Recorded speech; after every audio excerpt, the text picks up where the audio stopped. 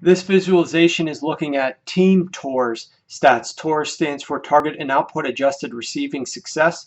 It's a different metric created by me at Sharp Football Stats that's going to be useful, I think, in kind of meshing passing volume and frequency versus success rates and versus overall passer rating. So I think it's a pretty useful metric from that perspective.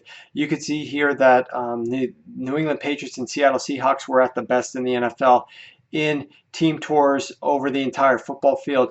But we can also isolate this to certain weeks, certain downs, yards to go, or field zone. So for instance, if we want to look at the best teams passing the ball on first and second down, early downs only, we can do that, and we'll still see that New England is very high.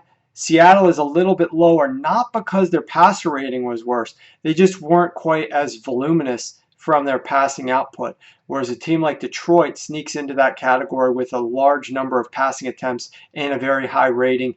They are now number one. So this is not necessarily a metric that's going to study only efficiency. This also works volume into the mix and is pretty useful for, I think, like daily fantasy perspective.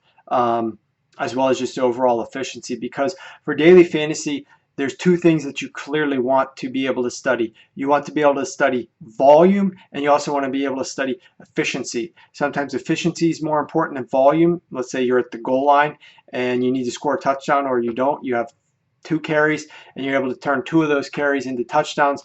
That's great efficiency. Another player might have 4 carries and only walks away with 1 touchdown. But there's other times that volume is going to be very important, and so this metric will look at that as well. You know, you could be looking at the St. Louis Rams, for example, and they're not a great example because they only have an 86 passer rating, and their successful play rate is pretty bad as well.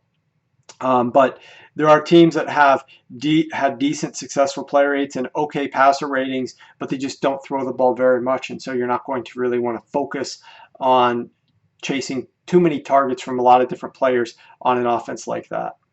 But the cool thing about this is you can filter it, once again, by weeks, based on yards to go, based on field zone, so you can study matchups, you can study pass volume, and those types of things.